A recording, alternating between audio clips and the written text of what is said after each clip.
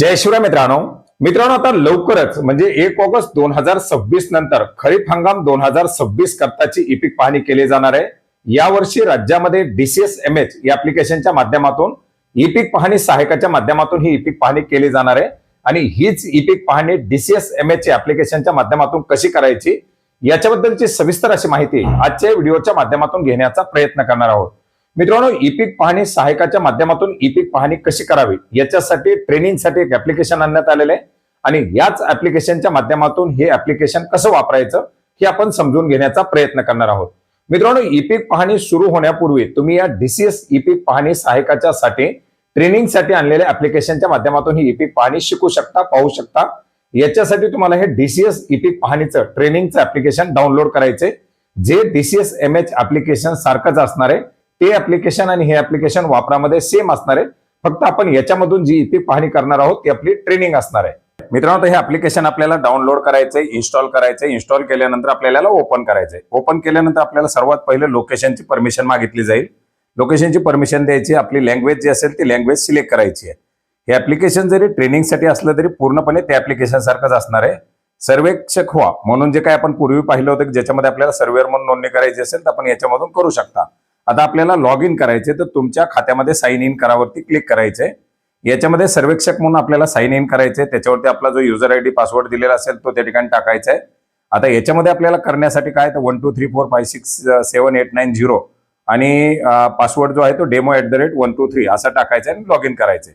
आपल्या मूळ ऍप्लिकेशन मध्ये आपल्याला आपल्या युजर आयडी पासवर्ड नुसार लॉग इन करायचंय। आता या डेमो मध्ये आपण या ठिकाणी लॉग इन केल्यानंतर आपल्याला काय होणार आहे की आपल्या जे काही इंटिग्रिटीची हे आहे ते आपल्याला सुरुवातीला दाखवले जाणार आहे, ते आपण पाहायची, त्याला टिक करायचे।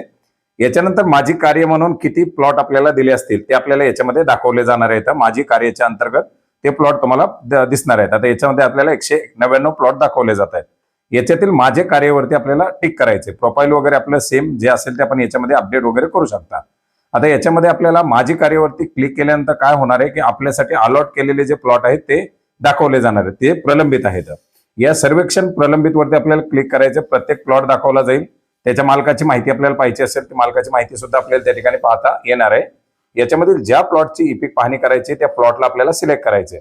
प्लॉट सिलेक्ट केल्यानंतर मॅपमध्ये तो प्लॉट कुठे आहे हे आपल्याला दाखवलं जाणार आहे। त्या प्लॉट पासून आपलं अंतर किती आहे हे आपल्याला दाखवलं जाणार आहे। ते अंतर आपल्याला 20 मीटरच्या आतमध्ये असणं गरजेचं आहे, ते आपल्याला अंतर त्या ठिकाणी दाखवलं जात आहे। आणि हा जर प्लॉट आपण ई पीक पाहणी करू शकत नसाल तर आपल्याला नाही म्हणून या ठिकाणी द्यायचे। आता आपण करणार आहोत, आपल्याला होय करायचंय आणि पुढे जावरती क्लिक करायचंय। पुढे जावरती क्लिक केल्यानंतर काय होणार आहे, त्या प्लॉटचे जे मालक असतील त्याची सर्व माहिती, त्या प्लॉटमध्ये किती जमीन आहे त्याची माहिती, ही सर्व माहिती आपल्याला दाखवली जाते। 2026-27 खरीपची आपण ई पीक पाहणी करत आहोत। आता याच्यामध्ये बिगर शेती आहे का, जर काही एनए लँड असेल तर आपल्याला या ठिकाणी द्यावं लागणार आहे की बिगर शेती जमीन आहे का। होय असेल तर त्याच्यामध्ये काय, समजा विहीर आहे, घर आहे किंवा इतर काही कायमपड असेल तर ती कायमपड आपल्याला याच्यात नोंदवायची। जसं आपण ई पीक पाहणीमध्ये कायमपड नोंदवत होतो त्याचप्रमाणे याच्यामध्ये सुद्धा आपल्याला कायमपड नोंदवता येणार आहे, किती क्षेत्रफळ आहे आणि त्याचे फोटो आपल्याला द्यावे लागतील। याच्यामध्ये शेततळ असेल, तळ असेल किंवा इतर काही त्याच्यामध्ये असेल ते कायमपड आपल्याला याच्यात नोंदवायचे। आणि जर कायमपड नसेल तर नाही म्हणून आपण पुढे जायचंय। याच्यानंतर काही पडीक नापीक जमीन आहे का, ज्याच्यामध्ये आपण हंगामी पड जे म्हणत होतो, जनावरांचा चराव जमीन वगैरे वगैरे काय असेल तर हंगामी पड असेल तर ती नोंदवायची, नसेल तर नाही म्हणून पुढे जायचंय। याच्यानंतर आपल्याला पुढे त्या प्लॉटची माहिती दाखवलेली आहे। याच्यामध्ये आपल्याला काही जर हार्वेस्ट केलेलं पीक आहे का, सध्या एखादी फळबाग किंवा त्याच्यामध्ये काही आहे का, तर असेल तर त्याच्यामध्ये माहिती द्यायची। आता आपण खरीप हंगाम ई पीक पाहणी करतो तर ती आपल्याला द्यायची नाहीये, कारण आपण खरीपाची ई पीक पाहणी करणार आहोत। जर एखाद्याचं पूर्वीचं काही त्याच्यात क्षेत्र असेल तर ते आपल्याला असेल तर होय म्हणून करावं लागेल, काय पीक असेल त्याची निवड करायची। आणि अशी जर पिकाची निवड केली काही जर असेल तर आपल्याला परत खरीपाची ई पीक पाहणी करता येणार नाही, तर ते थोडंसं पाहायचंय। फळबाग वगैरे जर असेल तर माहिती त्याच्यामध्ये द्यायची।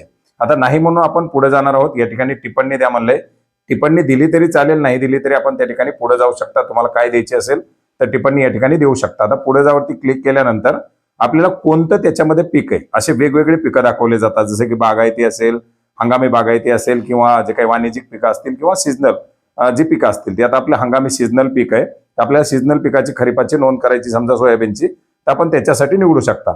जर कोणाची फळबाग असेल, बारमाही काही वगैरे असेल, आंबा किंवा संत्रा, मोसंबी वगैरे, तर ते आपण या बाजूला दिलेले जे 2 ऑप्शन आहेत याच्यामधून निवडू शकता। त्याच्यामध्ये होय आपल्याला करायचे। येस केल्यानंतर त्याच्यामध्ये असलेले पिकं, फळबागा जे असतील ते आपल्याला याच्यामध्ये दाखवल्या जाणार आहेत। आता हे दोन्ही नाही आपल्याकडे नाही करायचंय आणि आपल्याला सीझनल वरती यायचे.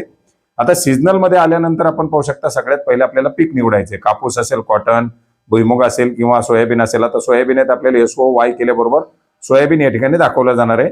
त्याच्यानंतर आपल्याला पुढे पिकाचा जे काही हायब्रिड आहे का कसं आहे ते निवडायचंय. पेरणीची तारीख याच्यामध्ये आपल्याला टाकायची, जी काय असेल तुमची तारीख त्या शेतकऱ्याची तारीख त्या ठिकाणी टाकायची आहे. त्याच्यानंतर खाली सिंगल आहे का आंतरपीक आहे का मिश्र पीक आहे ते त्या ठिकाणी निवडायचंय. सिंगल पीक असेल तर सिंगल द्यायचंय. त्याच्यानंतर क्षेत्रफळ किती आहे, 1 एकर असेल तर 1 लिहू शकता, 1 एकर असेल तर 0.4 लिहायचंय, 2 एकर असेल तर 0.8 करायचंय. त्याच्यानंतर इरिगेटेड सिंचित आहे का असिंचित आहे. सिंचित असेल तर विहीर आहे का बोर आहे काय असेल ते तुम्हाला त्याच्यामध्ये निवडायचे आणि त्याची परत आपल्याला नोंद लागणार आहे. तर याच्यानंतर पुढे आपल्याला फोटो घ्यायचे. 3 फोटो त्या ठिकाणी आपल्याला घ्यायचे. हे 3 फोटो आपल्याला त्या याच्यामधून घ्यायचे. कॅमेरा लोकेशन फाइंड करेल आणि त्याच्यानुसार आपले 3 फोटो आपल्याला त्याच्यामध्ये अपलोड करावे लागणार आहेत. आता हे 3 फोटो घेतल्यानंतर खाली काही टिप्पणी द्यायची असेल ते द्यायची आणि पुढे जावरती क्लिक करायचे. आता पुढे आल्यानंतर आपलं पीक ऍड झालेलं, आपण पीक जोडावरती क्लिक केल्यानंतर काय पीक आहे ते आपल्याला दाखवलं जाईल. त्याच्यानंतर पुढे जायचंय. पुढे जावरती गेल्यानंतर आपण किती क्षेत्राची पीक पाहणी केलेली पाहण्यासाठी आपल्याला त्या सर्वेक्षणाचा सारांश दाखवला जाईल. मी मीडिया फाईलाने हे सर्व बरोबर हे केले म्हणून आपल्याला त्याला जतन करायचंय. जतन झालेलं आहे. आता आपलं अपलोड प्रलंबित मध्ये 1 दाखवत आहे. याला आपल्याला अपलोड करायचंय. याला सिलेक्ट केल्यानंतर अपलोड होणार आहे किंवा आपण मुख्य पृष्ठावरती जरी आलो की त्याला आपलं पाहायचं असेल तर पाहू शकता. जतन जर समजा करण्यापूर्वी ह्याला सुधारायचं असेल, एडिट करायचं असेल तरी सुद्धा आपण एडिट करू शकता आणि याला डिलीट ही करायचं असेल तरी सुद्धा आपण डिलीट करू शकता. आता आपल्याला हे जतनच करायचं, अपलोड करायचं. आता मुख्य पृष्ठावरती आल्यानंतर सुद्धा आपण पाहू शकता एक आपलं अपलोड पेंडिंग आहे. म्हणजे आपण ज्या ठिकाणी नेटवर्क असेल त्या ठिकाणी आल्यानंतर सुद्धा हे अपलोड करू शकता. जी आपण ई पीक पाहणी केलेला जो प्लॉट आहे त्याला सिलेक्ट करायचं. वरती ऑप्शन येते सिलेक्टची. त्याला सिलेक्ट केल्यानंतर आपल्याला अपलोड करा नावाची ऑप्शन येते.